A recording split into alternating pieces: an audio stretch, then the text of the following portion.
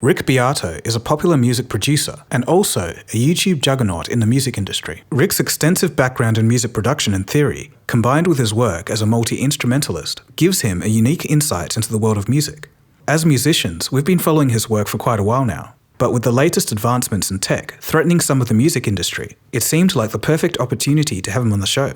In this episode, we'll be exploring a unique blend of topics, including the intersection of music and technology, the impact of AI on musicians, and the evolving landscape of the music industry.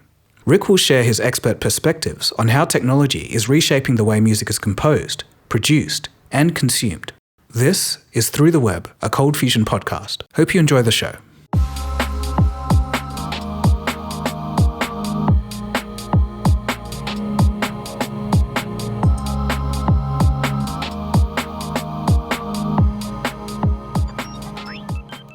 To begin things, how would you introduce yourself, Rick, for people who don't know? At this point, I'm a YouTuber, but I would say I have a music YouTube channel, kind of music production, music appreciation, interviews, song breakdowns, things like that. It's a whole host of things, but I think of myself as a music producer, first and foremost.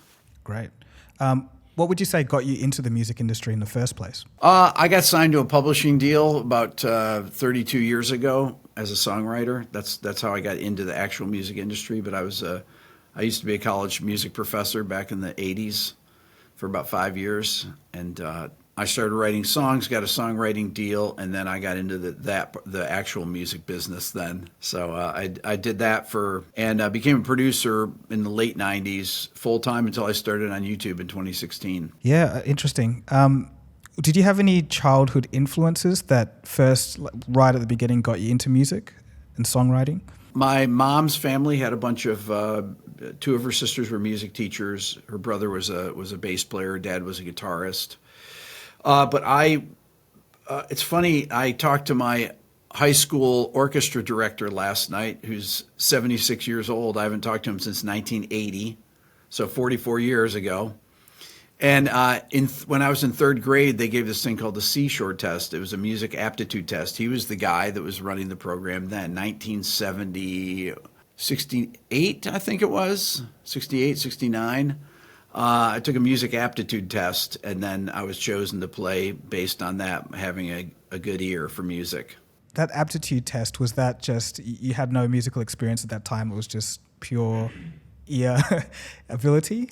Yeah, it would say, can you tell this instrument from another one? Is this pitch higher or lower? It was, there's a guy, Carl Seashore, developed this test in the early 20th century, and music programs back in the 60s and 70s would use this, at least in New York State, where I'm from, would use this as a way to test kids' aptitudes, and then the people with the best ears would get to play instruments. Look, Rick, we're going to get into the tech side of questions in a bit, but I just wanted to explore more of your perspectives on music in and of itself, right? So when you listen to a piece of music, when do you think it's a quality piece of work? Like what defines quality to you when it comes to music? Well, there's quality in a few different areas. There's quality of the composition. Does it have a good melody? Does it have good lyrics? Does it have an interesting chord progression? Does it have good sounds? It may not have good lyrics or a good melody, but it may sound great. And I can appreciate things that are actually well produced, even if I don't like the music. I can listen to them for the production values. Typically, though, the lyrics and melody are things that are important to me, and the harmonic structure is important. Does it have interesting form? You can be talking about classical music, and then you're talking about forms. You're talking about development of ideas, counterpoint, things like that. If it's pop music, does it have, a good kick drum sound? Does it have good bass tones? Is it, how is the arrangement? Does it use auto-tune or not? Does it use it in a creative way? I mean, there's so many elements to enjoying a song. So much to the dismay of people that watch my channel, there's a lot of pop music that I like. And whereas some of my listeners are not too happy about that, but I listen as a music producer. I listen for different things, and I enjoy different things. So it's And I think that's definitely important to appreciate stuff outside one area. I think. I'd also like to ask you. You've been a musician for such a long time. So do you remember the first time you ever encountered computers or technology within the sphere of music? in the mid '80s.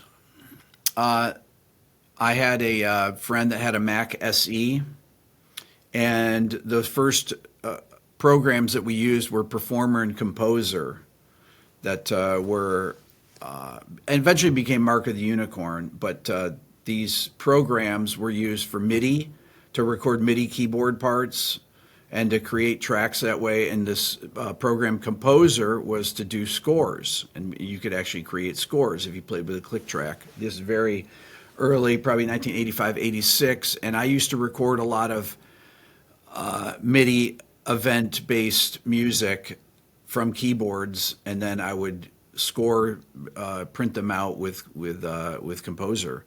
So I've been using computers in music since roughly about that time. You just mentioned a while ago that there were a lot of your fans aren't necessarily happy about you liking pop music and things of that sort. And I think that is also a general sentiment in a lot of the broader music fans that I've picked up in a lot of ways. Like, for example, some see the use of synthesizers or computers as inherently bad, right, in the world of music. So what's your take on that? Because we're going to talk more about the technological side of things. So I think I just wanted to gauge your perspective on that first.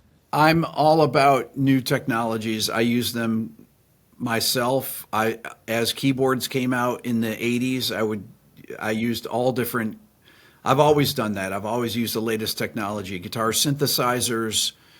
When I went into using Pro Tools, Logic, Ableton right on the first versions in the late 90s.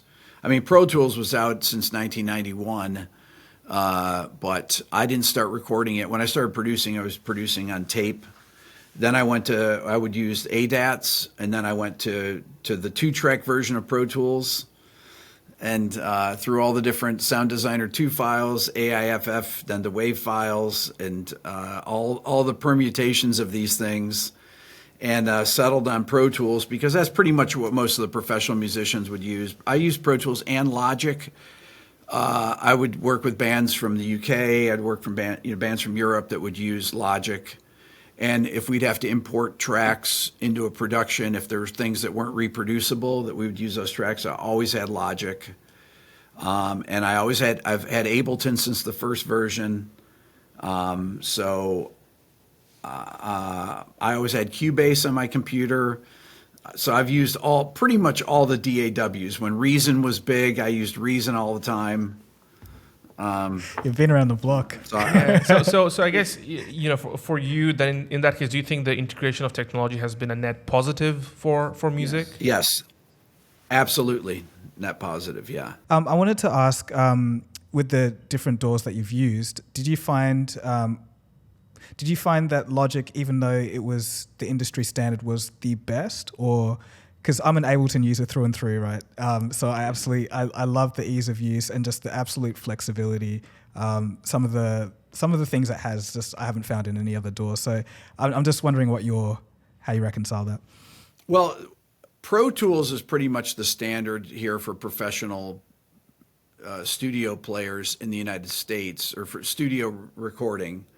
And for orchestral recording, film scoring, and things like that, everybody uses Pro Tools. Even it's interesting. Some of the film composers that I've interviewed, Thomas Newman uses Pro Tools, whereas Tom Holkenborg or Junkie XL, he uses Cubase because Hans Zimmer uses Cubase, or Cubase that they all use. So different film composers use different things. A lot of film composers use Logic as well. But people that do EDM music that I know, many of them use Ableton, and I used Ableton first because I would always have a PC and a Mac running. And I used Ableton at the beginning to do loops, but I would actually, it wasn't easy to get them from Ableton into Pro Tools. So I would actually run out of my sound card in through a pair of Neve mic pre's and record the stereo loops in there and then cut them up in Pro Tools to use them. So but we're talking back in the year 2000. So like the first versions of Ableton. Fair enough. Okay, that's interesting. So I guess it's kind of genre specific. Genre specific, yeah. AI is kind of a new thing, newish to most people. When would you say that was the first time you've actually heard the term AI used? Oh, geez. And and I guess more specifically in the music scene as well. I was going to say Terminator. No, I mean, I heard AI back in the 60s probably. As far as music, we've been talking about it for years, but really in the past year, it exploded with ChatGPT. That was a real game changer for generative writing, art, videos, and music all kind of exploded at the same time. I testified on a Senate committee here about AI, related to AI music, and some of the recommendations on what to do, how the models were trained, who should be compensated for it, should it be free? Now there's a lot of different AI-based music programs, some that are track-based, that you can create multi-track versions of, you can create a bass line, you can create a drum part, you can create keyboards, and you can actually build tracks in that way, where it's not just done with prompts. You can actually prompt individual instruments and put them together like you'd put a multi-track together, which is kind of interesting. And then of course there's AI that we use for, there's some AI, starting to be AI programs to be used for video production, for camera switching in Premiere.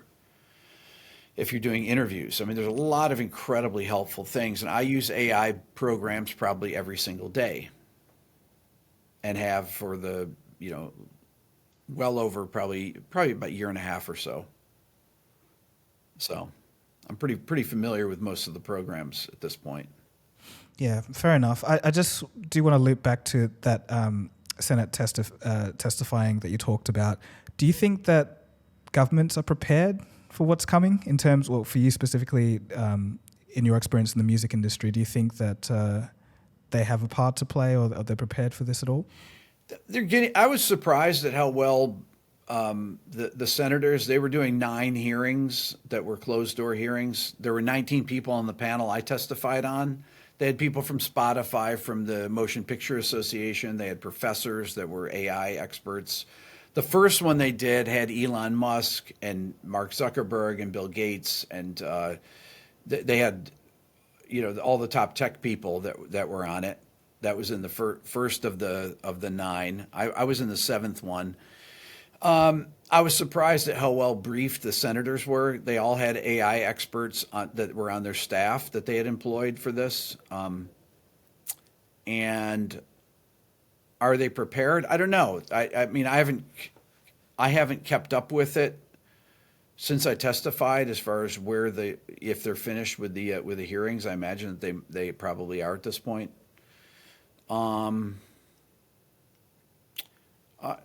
It's interesting because some of the AI programs have do their own thing. For example, there's 11 Labs have a voice. I don't know if you've seen that at all, but they have a voice AI modeling system that it's interesting. I trained it on my voice. I did the free version. Then I trained it on my voice using probably 30 minutes of solo dialogue, recorded through a mic, through an SM7 like you guys are using there. And the free version seemed to do my voice better, which was weird. Now, to get a voice print to prove that it was you had to read a paragraph within a 15-second time period, which I thought was a great way to prove that it was you. And so they're internally have safeguards, which to me is encouraging that at least that company is. I don't know about these other companies. So for voice, for deep fakes using voice, at least that company has its own protections in place, which I think is a good thing. Yeah, definitely. And I think it's going to be needed because otherwise people are just going to do anything they like with such a powerful technology. Right. So I guess now we get into the meat of stuff. So you've heard the outputs from Udio, and I assume, do you know about Suno as well? That's another music. Yeah. So you've heard the outputs from both of these AIs. What's your takeaway and your initial thoughts and feelings? How do you feel about this? And yeah, what do you think about it? Udio is probably the best that I've heard. I was somebody directed me towards it in the past couple weeks, and I was really impressed. The Caroline O, the first thing that I listened to was a kind of a country song, and I thought pretty realistic. Can I just ask something? Was it that one that's called "I Didn't Know That"? Is it that country song or something else? It was called Caroline O. Oh, okay. Sorry. Yeah. Or maybe it was Carolina O. I thought it was Caroline O. And it was a female vocalist. Maybe you'd say a la the Dixie Chicks or something. It was pretty sparse instrumentation. When I played it in my car, my son instantly said, "Oh, this sounds like AI. This sounds fake." Instantly could tell. And I said, "I think it sounds pretty good." And I said, "What are you hearing?" He says, "I hear there's an artifact or an echo that he heard that I could not hear." And I said, "Is it some high frequency or something?" And he said, "No, but it's in the voice he could hear it, and in the instruments he could hear it." But he has a far better ear, and he's 16 years old. I'm 62, so maybe there's something that I'm missing in it. But he thought that it was that in a year you won't be able to tell the difference, and I would say that that's probably the case. A year, maybe 2 years at the most. I've listened to a lot of their different genres, and things that are easier to emulate are atmospheric music. I could see the use for soundtracks and things like that people that do more ambient music are things that are definitely easier to emulate. The voice, though, the human voice, I mean, it's pretty amazing. They put harmonies in there. There's imperfections that you can hear in some of the things. Some of them were good. Some of them were okay, but I was shocked at how good it was. Yeah, I mean, in one of your previous videos, Rick, you mentioned that ultimately people won't stop caring, if it's AI or not, and the fact that people also won't stop using AI because when plugins or processors or synthesizer or autotune or whatever came in the past, there was a little bit of ruckus at the start, but then people still use all of them today, right? But I guess the key differences between those things and I guess what Udio and Suno's are doing today is that for those things you still needed some level of musical knowledge, right, to be able to use them, to incorporate in them. But for this, you literally can create something out of thin air with any musical knowledge so far, right? So does that then change the dynamics of how you see the leap? Because that wasn't the case maybe even 6 months ago, right? Now it's a whole new shift, really. I said in one of my videos a year and a half ago, I think it was, or so, a year ago, that people won't care if it's AI if they like the song. And I firmly believe that it's just a matter of how people are being compensated now. Like what the models are trained on and who's getting compensated for it. If it's trained on, I said there's going to be Drake and Drake AI. There's going to be the Beatles and Beatles AI. There's going to be the, Miley Cyrus and Miley Cyrus AI, Billie Eilish and Billie Eilish AI. And some artists will refuse to have their music trained on these models, and they should have the rights to do that. Does that mean that things won't get out there? That no. I mean, the horse is out of the barn. There's really nothing to be done about it at this point. It's just, I mean, there needs to be some regulation around it. But people will never stop using AI now that it's out there. And because people don't need any musical knowledge now to create something that they want or need. I mean, does that terrify you at all as a music teacher, that maybe music theory would be a thing of the past, and stuff that so many beautiful compositions and songs have come out of would probably don't need it? I mean, how does that play in your mind as someone who's been a teacher of this craft? Well, unless people are going to go to a concert and watch people prompt on stage and the music come out, I'm not that worried about it. Now it brings the live playing back into focus. That's the thing. What are you going to do? Sit on stage? Hang on, I'm going to prompt something here. Check it out, and you're projecting on the screen. And listen to this, what I created. I mean, at a certain point, people are going to think, okay, anybody can do this. So what's special about this? Then people will get back to actual real people playing real instruments, I would think. It's never going away in production. As a matter of fact, it'll be incredibly helpful. I think that AI tools can do as good a job as a mixing engineer in mixing music, right? Hey, I want my drums to sound like Little John. I want my voice to sound like this, and add more low end to it, whatever. The actual physical production things in mixing, AI tools will be incredibly helpful. And in video production, it'll be incredibly helpful. Thumbnail creation for YouTubers, B-roll, flyovers of things where you'd need a drone. It will put people out of business, and people will accept these things as being good enough. And then they will be good enough. They'll be better than things that you could possibly do. So it's not going anywhere. It's just a matter of how do you integrate it in your workflow for musicians and for video creators like yourselves. Definitely. You did mention something interesting there with the mastering and mixing. Have you ever seen an AI tool like you described, say, like, I want my kick to be such and such, or is that kind of a fantasy thing that you see is going to be coming quite soon?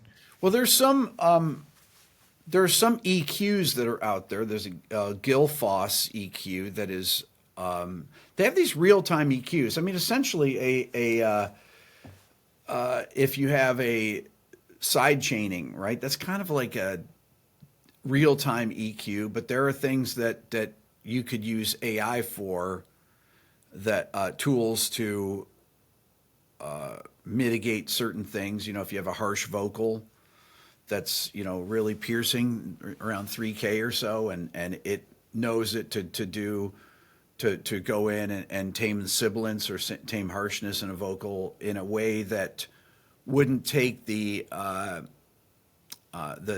top end that you don't want to lose, because those frequencies are good on certain notes and bad on other notes, depending on the vowel sounds singers are singing. So you'd go through and you'd spot EQ things. This is kind of a thing that has been done for decades.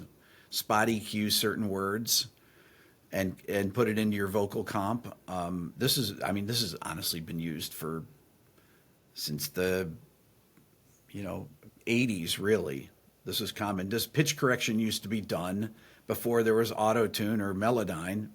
You'd use a pitch change, a rack mount pitch change, and you'd detune something. Let's try 19 cents down. And then you bounce it into the comp that was on another track, and you would put together a comp track with pitch correction that was done by using your ear. And then it was done by using auto-tune when that came out in 1998. And there will be AI tools that can pitch correct a voice and leave no artifacts, things like that. And have it be humanized, leave blue notes in there. So these are tools that I know for a fact are being worked on right now. because I talk to people at these these companies. Yeah, it's gonna be wild, but that's pretty cool. I didn't know about that. But I guess in a world increasingly dominated with AI generated music, how can one, who's trying to be a budding musician or a musician, still hold that artistry and make themselves stand out? How do you, as a music educator, what kind of words would you give to them? Play in front of people. That's one thing that can't be faked. I mean, yeah, you can have a hologram of someone, but going out and playing in front of real human beings, yourself playing an instrument, singing, using technology that way, and you can even incorporate AI into what you're doing. What if you do, freestyle rapping over an AI generated track that you've never heard before, and you're improvising, right? Or if you're improvising in jazz and you play a backing track, create a track based on, chord changes that you don't know that are going to happen at a certain tempo and see if you can improvise over it. And that would be a really interesting thing.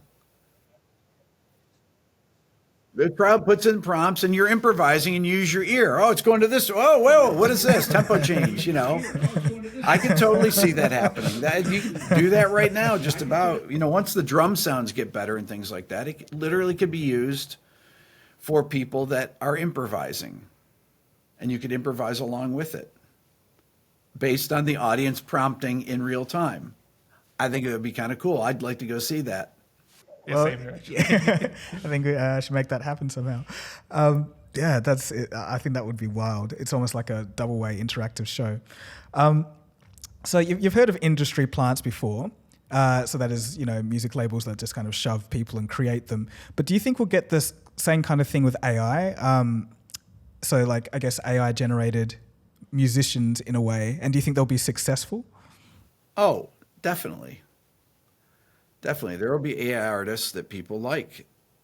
In the past, I don't think that people were necessarily, the realism of video.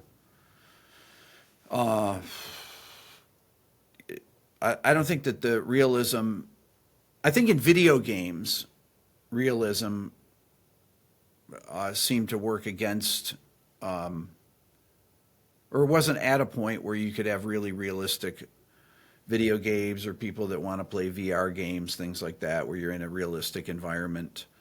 I think people's attitudes have changed with that. I think people will, if they like the music, will listen to synthetic artists and enjoy it.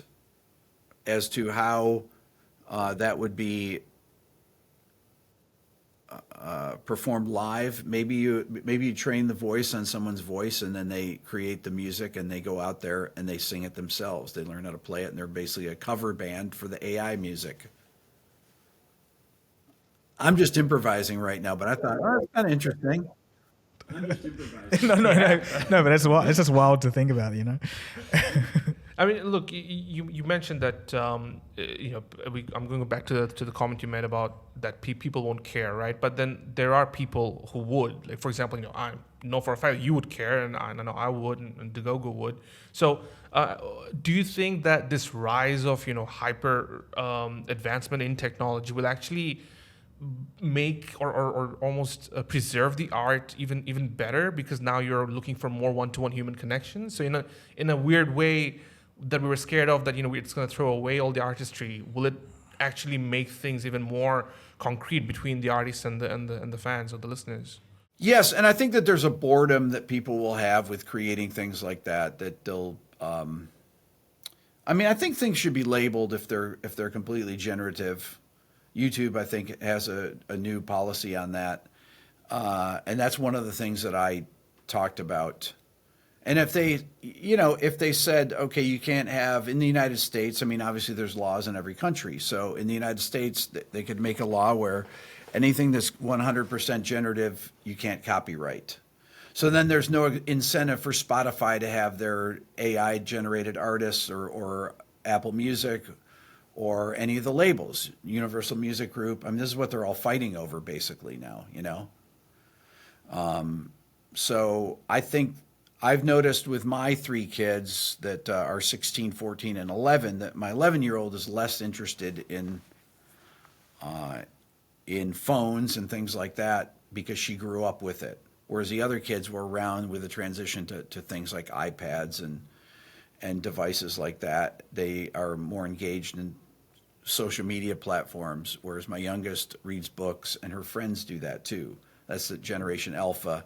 So I think you're already seeing it in society that kids that have grown up with it are less interested and want more real experiences. So I think I think what you're saying has a lot of merit to it. So in a lot of ways, when the novelty of things kind of wear off, you are more, I guess, drawn to things that are not as novel. Yeah, and you want to have your own experiences with the things, playing music yourself, coming up with your own things. So, but I think that people will. I think that if you go into a songwriting session in Nashville now, everybody's got their laptop open and they're using ChatGPT. I don't know that for a fact, but I would say that that's probably the case. Well, I guess it's happening at universities as well, so why not music? Well, I mean, it's happening in all songwriting sessions. It's not just happening. It wouldn't be just Nashville. It's happening, with all the biggest artists that are out there. Someone has got ChatGPT. When you have 7 songwriters in a room writing a song that's in the top of the charts, I guarantee you, it's been touched by AI. So it's happened already. So let's go back to streaming platforms for a second. In one of your videos, you said that we'll see a fracturing of streaming platforms like we did with video platforms. So where do you see all of this heading with AI? Well, I think that every streaming platform, whoever has captured the artists, let's take a streaming platform, TikTok. UMG took their music away from TikTok. Has it really changed TikTok? No, people just used other music from Warner Music Group, from Sony, from the other remaining music that's on there. People don't care. They'll use whatever's on there. And now they're talking about banning TikTok, which I'd be shocked if that happens. The rights holders, you have two different things. You have the rights holders like Universal Music Group, Sony, Warner, that own the rights to these people's. I mean, I don't know if they own the multi-tracks. They own the performances with which things would have to be trained on. Okay, so you'd have to, if you're going to train on the Beatles and it's owned by Universal Music Group, all those performances, the multi-tracks, they put them in the computer. They can train the individual voices. That's what they did with John Lennon. Well, they had his voice, but they've done that to create, I guess, the bridge part in this one song. And they did. I mean, that's actually in one of the videos that I made where it was all AI generated. It had the Paul McCartney voice of young Paul McCartney doing a song that was made when Paul McCartney was 71, and they just replaced his vocal because they stripped his vocal out of the multi-track, and then they replaced it with the 25-year-old Paul McCartney singing the song. And so the people that own the masters can make their own AI versions of these artists and train them on the models. But then you have your distribution networks like Spotify, Apple Music, Tidal, that have the direct connection with the consumer, right? So that if you're going to want to listen to things that are, I use both Apple Music and Spotify, but I think it's easier to build playlists in Spotify. So will I listen to the Spotify AI versions, or will these companies allow Spotify to do their own artists, create their own Spotify versions of these artists, the AI versions of them, or to train models on new music with new artists that have been trained on, a combination of the Beatles and Adele and whoever, whatever combination of things. It'll be interesting to see. There's going to be a lot of fights over this. right? Because ultimately, these AI models need to be trained on things. Music, it's easier to train on if you have broken down stems on things, and those are easier gotten without artifacts from the multi-tracks. At least as far as I would think. I don't know that for a fact, but I would think it's easier to train an AI model on a multi-track with the instruments separated. So, if you take it as a whole on a streaming platform, and you've got, say, Spotify in the future, they have their AI versions of songs, and then you have people, individuals who are trained, like using the models that already exist to make their own music and uploading that to Spotify. What do you think that would do to the potential income of the real artists who are, making and composing their own music? Do you think that would have an impact, or how do you see that playing out? Oh, it'll definitely have an impact in it. Yes. It's just diluting, because there's no way real artists could compete with generative creations, right? I mean, how many things can you put up there in a day? How many things can you generate? How fast can you type? It'd be very difficult to compete with that. Certain AI artists certain people will use models of a particular voice, and you'll have a style that they create that uses a similar voice that's been trained on something. And they may be trained on a particular singer that's actually the one creating this. Maybe they're a singer. They do an AI model of their voice. They train and it's something that can't be replicated by someone else because you own a copyright on your own voice. Like with this 11 Labs I was talking about, that you can do a voice print, and you can make a version of it that's your official voice that you use for your YouTube channel, and other people that use it, YouTube recognizes it as does an copyright ID claim based on your voice print. So I think that's where things are going, and maybe that these models that Spotify will have things in place where they can flag things that are created with a particular person's voice and do takedowns. Maybe like YouTube in that way. I mean, it's really hard to tell what's going to happen now. A lot of the reactions to all this has been quite, I guess, a bit of doom and gloom, and the AI is going to come and take the jobs and whatnot. But as you mentioned, you've been a bit of a tech enthusiast yourself, and even an optimist, right? So are you excited about any aspect of this at all? And if so, what are they?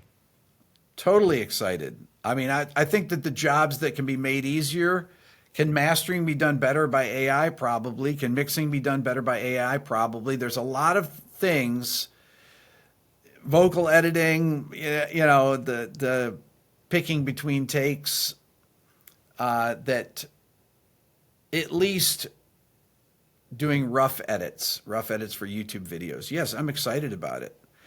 People, when drum machines came around in the 80s, they're going to take drummers' jobs away. Then drummers back in the 80s emulated drum machines, and they play drum machine fills. And they do all these same kind of fills. And then people would bring in real drummers to emulate drum machines. They'd have their things programmed. And then people started going back to real drummers, and then they use beat detective or beat correction, and they would correct the time of real drummers. So basically you're getting a quantized version of a real drum set, which is essentially like opening up Battery or opening up Superior Drums or whatever and programming a drum part anyways. So, how different is that from AI? Not that different. So do you think AI will completely replace musicians one day at all, or do you think that's not going to happen? No, I don't think so. No, people have too much fun playing real instruments. I'm not going to stop playing just because there's AI guitar things. I think that people will use AI to do the things that I'm talking about in creative ways. Like somebody's using a looper pedal with guitar. Somebody plays a 8-bar phrase. They hit the loop pedal, and then it starts looping, and then you improvise over it. And then maybe you do another loop over that and another loop over that. Well, You can be having somebody prompting things as you're playing, and then you react to that, just like you'd react to other musicians playing. So I guess doing practicing music will become easier, or even like composing and producing music will become easier. But do you think becoming a professional musician, or even surviving as one or thriving as one, would be more difficult because of AI in that case? Not sure about that. I don't know if becoming a professional musician will be affected by it. I think people enjoy playing music, and regardless of whether there are AI versions out there that people are listening to. You know, the rise of auto tune and things like that, where that sound like have a synthetic sound, have enabled these programs. I mean, once you have a pitch corrected voice, that how far of a stretch is it from an AI created voice that actually has tuning imperfections in it like a real person? That's not that different, honestly. You know, you have a drum machine. I mean, how many things are actually generated by computers? And if they're, the beats that are generated by people programming, you grab some samples off Splice, you put it into your DAW, you create the hi-hat track with an 808 hi-hat, and you got your kick, and you're making a hip hop tune, and then you grab, some keyboard sounds, and you don't even know how to play the keyboards, and you hold down some things, and you get some samples from here and there, you put them in, and then you create your vocal over it that you auto tune, and then you move notes around. It's pretty synthetic at that point. What's the difference between that and AI? Well, the difference is that you had fun making it, right? So that's why people making real music or making music is not going to stop. That's my thing. I've never thought about it that way, because I was thinking about this for a long time in terms of how the music world would feel after this, because I found, for me, the first time I heard Udio, it was kind of a bit of sadness knowing that, that whole process of having something in your mind and getting it out into audio form in one way or another, and the happy accidents that come along with creating that was just now replaced with a text prompt. I felt a bit, like, oh, that's a bit unsettling. But then I still found that, I would still make music anyway. And I think that's a really good point, that musicians will never stop, because it doesn't matter if, there's AI doing it. It's just they love that process. So I think that's something very important you hit on there. If you take a deck of 52 playing cards, and Vsauce made a great video about this years ago, 52 factorial, and you shuffle the cards 7 or 8 times, the chances of it being in the exact same order is just about 0, because 52 factorial is an 87-digit number. And it's a well-shuffled deck has never been, for the most part, has never been in this exact order. No matter how many hands of cards have been played since the beginning of time, since the 52 playing card deck was invented. So, what are the chances that AI is going to create something that you're going to create exactly like you're going to create? 0. It's another way of putting it. This is an interesting question. Do you think that one day we'll actually have a #1 AI Billboard song? Yes, probably 2 years from now. Okay, you heard it here first, everyone. 2 years, interesting. How do you think that will go down? Just in general, how do you think that would in this imaginary scenario? There'll be a lot of news stories about it, and people will say, "Boy, I really like this," and then they'll just create more, and there will be more. I can see a time when 9 out of the top 10 songs are AI generated. Wow. Within 10 years. No question about it. And do you think that'll continue upwards? Like it'll just keep on going the same way? Or do you think people will just get tired of it and be like, you know what, we're going to just go back to listen to... If people can't tell the difference, then it doesn't matter. It does not matter. So then it just comes down to, are things labeled as being generative? 100% generated by prompts, and whether that makes a difference to people. Then it comes down to, your aesthetic and your what you choose to listen to. If you have strong feelings on this one, I'm not going to listen to any AI music. I have firmly believed that the downfall of rock music wasn't just that people ran out of ideas of creating new rock music. It's that that technology that made music perfect. We're in the age of perfection, perfect tempo, perfect tuning. First of all, made people more aware of things that are corrected by pitch and time. And so something that's not done to a click track and that has free time, that's not perfectly corrected, people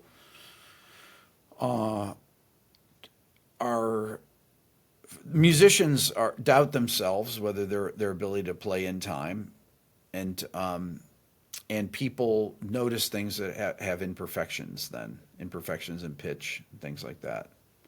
Whether they like them or not, I don't know, because people still listen to music from the 90s that was done on tape that has a lot of imperfections and things, and they just accept it. Nirvana has 31 million monthly listeners, and they haven't put out a record since 1994, The Beatles haven't put out a record since 1970.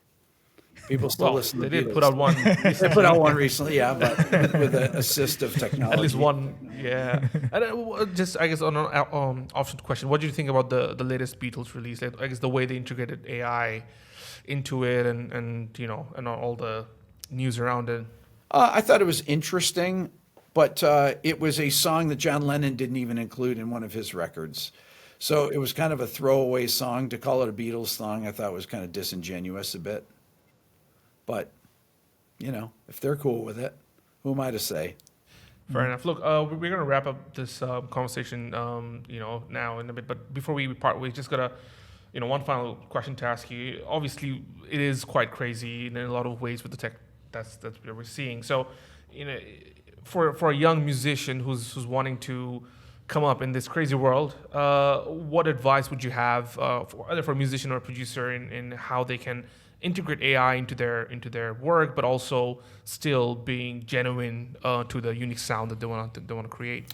Oh, I would just say that learning to play your instrument, learning to sing is even more valuable now than it ever was, and I think that's the takeaway for me. It will never replace people playing in a room for other people.